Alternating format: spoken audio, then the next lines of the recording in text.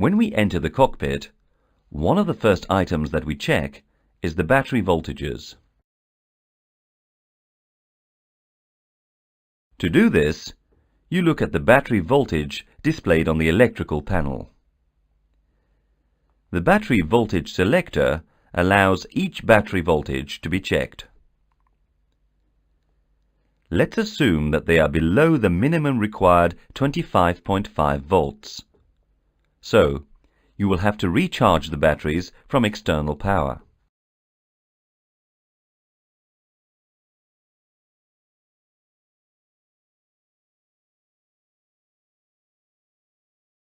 Because the green avail light is not lighted, meaning that you have no ground power, you have to ask the ground personnel to connect a ground card.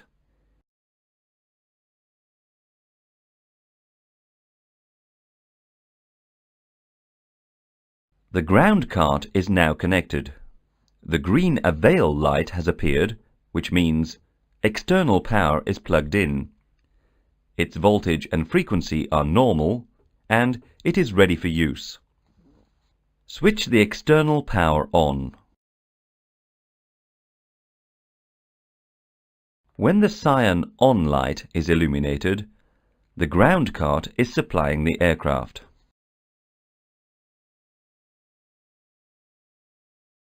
The ECAM electrical pages have been called for you. Usually, only one ECAM electrical page can be displayed at a time on the lower ECAM. For training purposes, we will show both at the same time. We can confirm that external power A is supplying normal voltage and frequency, because the parameters shown on ECAM are green.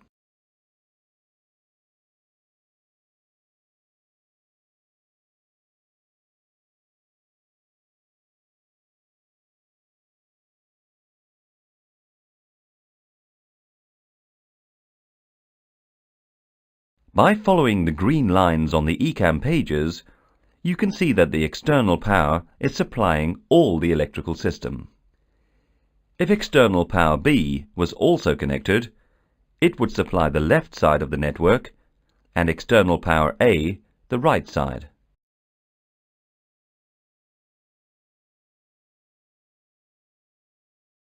Notice that as the engines are not running, the indications of the associated generators and engine numbers are in amber, and fault is illuminated in amber on the generator push-button switch.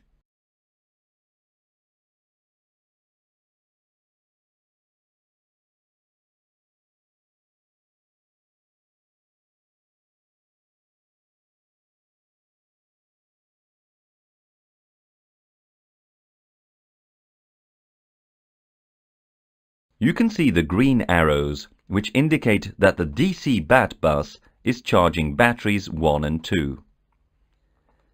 Notice also that the DC APU bus is charging the APU battery.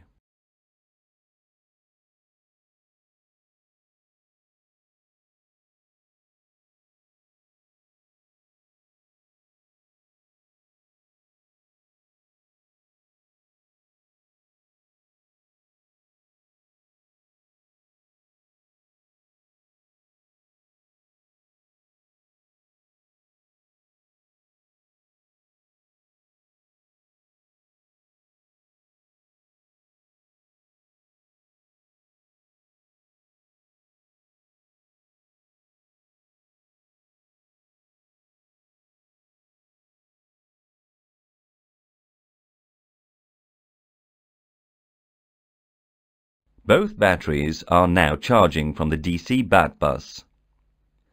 During this time, you can continue with your cockpit preparation. The average charging cycle is approximately 20 minutes.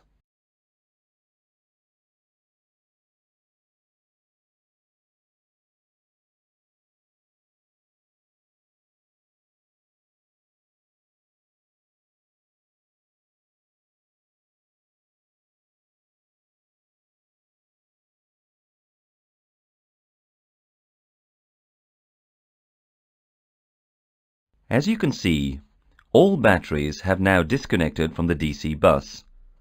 There are no green. The battery voltages are normally checked using the BAT selector with the batteries.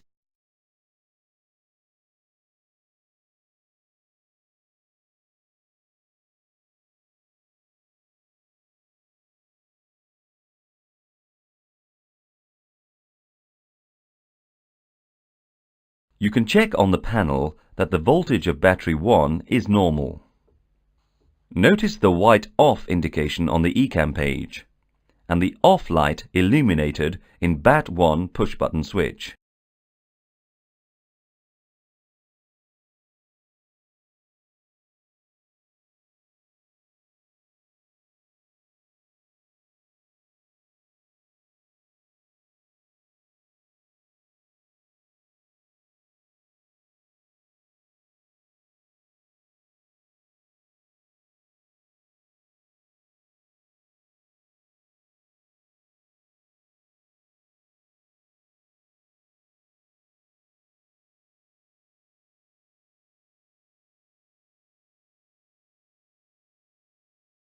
You can check on the panel that the voltage of battery 2 is normal.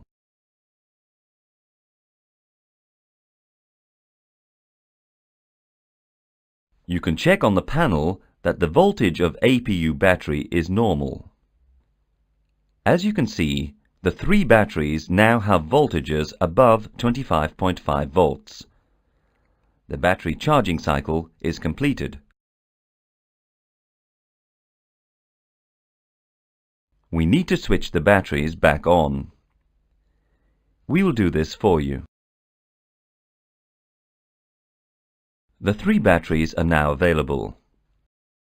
After the battery check, the standard operating procedure recommends that the battery selector should remain in the APU position to avoid the discharge of BAT 1 or 2. It is now time to start the APU and disconnect external power. We will start the APU for you.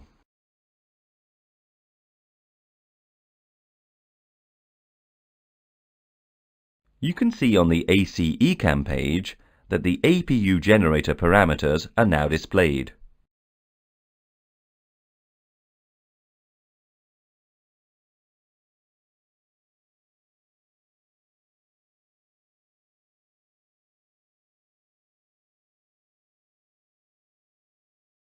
Notice that the APU generator has automatically taken over supplying the left part of the electrical network. This is because APU generator has priority over external power A for this side, and over external power B if connected.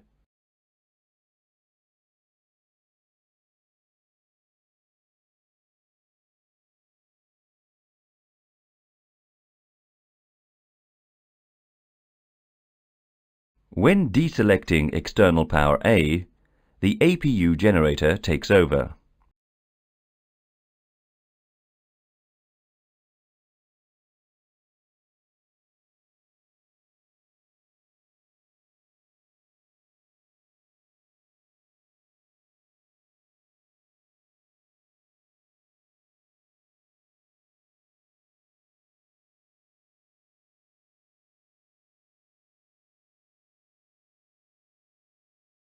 A green line has appeared connecting the APU generator to the right side of the network.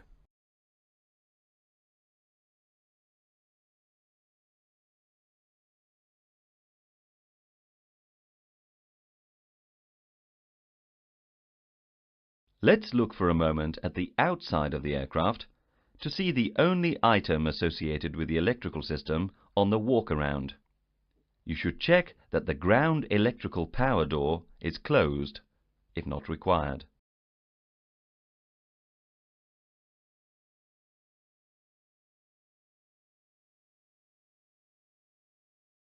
We are back in the cockpit, and it is time to start the engines. Usually, when we start the engines, the ECAM engine page is displayed.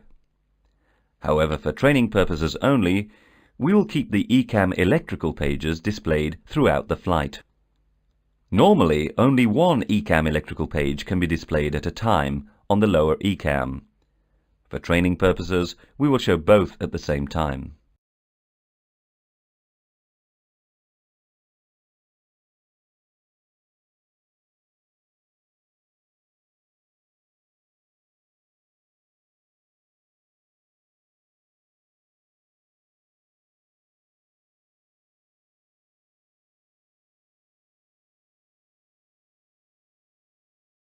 The electrical system is designed so that each engine generator will automatically come online and power its respective bus.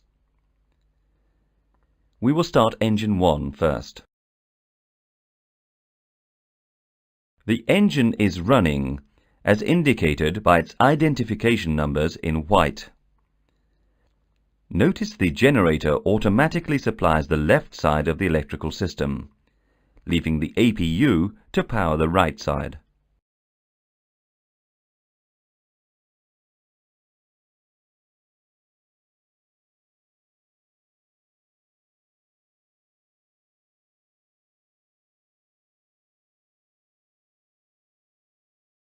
Also notice that the fault light on the General 1 push-button switch has disappeared. Engine 2 can now be started.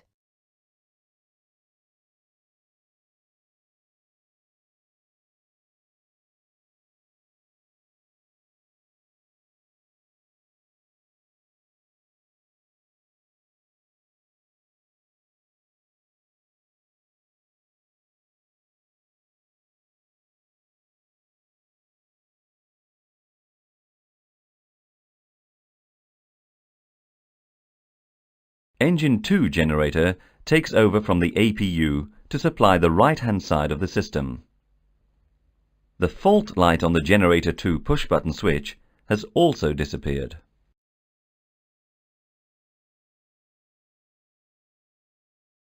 The APU is no longer connected to the network, and the APU generator is now showing 0% load.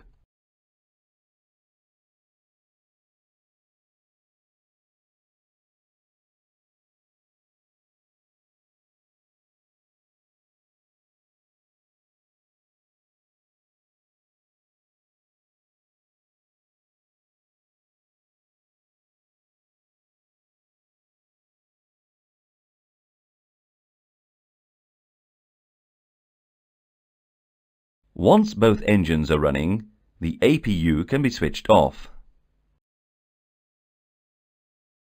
We have just landed and are taxiing to the gate. We will start the APU for you.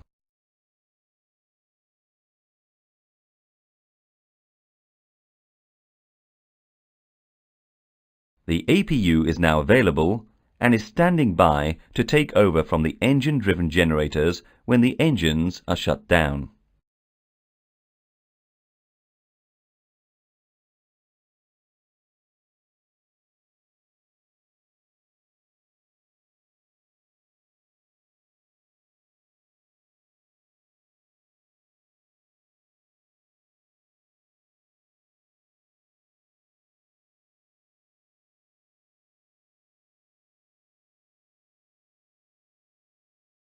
Both engines can now be shut down.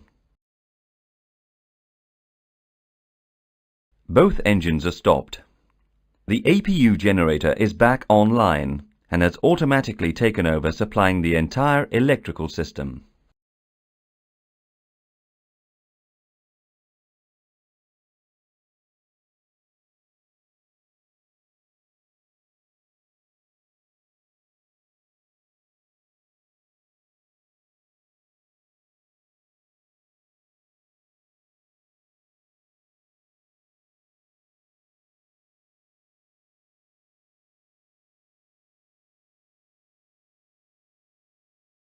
The avail light on the panel and the external power indications on the ECAM have appeared, indicating that the external power source is plugged in and available.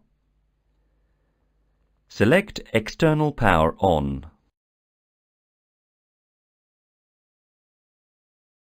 The On light comes on in the external power push-button switch, and the green lines to AC bus 2 indicate that external power has taken over from the APU for the right side of the network.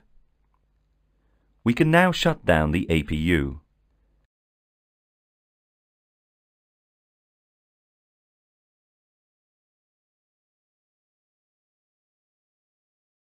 The external power can now be switched off when convenient.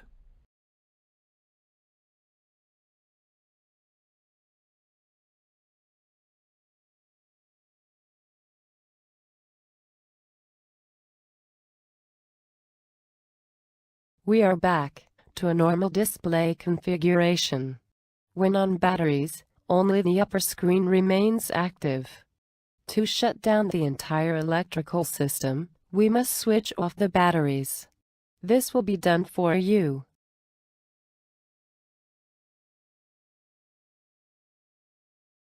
All lights on the overhead panel have disappeared, except the avail light, which is receiving power from the external cart. The battery voltage indications are LCDs and are wired directly to the batteries, so that they are always displayed. The aircraft is now considered to be electrically shut down.